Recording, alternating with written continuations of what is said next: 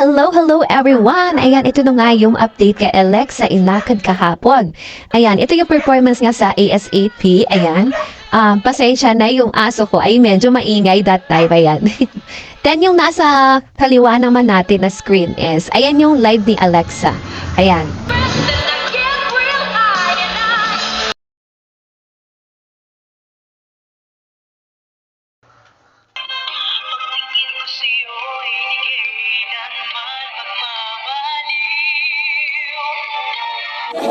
Ayan, nakita nga yung live ni Alexa nung nakaraan. Ayan, marami na naman yung kinilig, no? Kasi nung mukhang nag-text si KD, then sabi nga dyan ni Alexa, ay wait lang daw, magre-reply lang daw siya ng good night.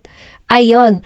Then, ayun nga, no, kinilig nga yung mga sweethearts and solids nga, no, na ayun nga, at magka-chat pala ang dalawa, ang mag-babe, ayan.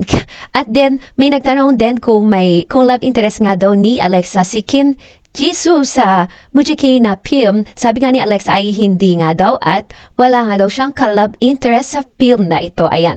Ayan, selos naman agad ang mga sweethearts, don't worry.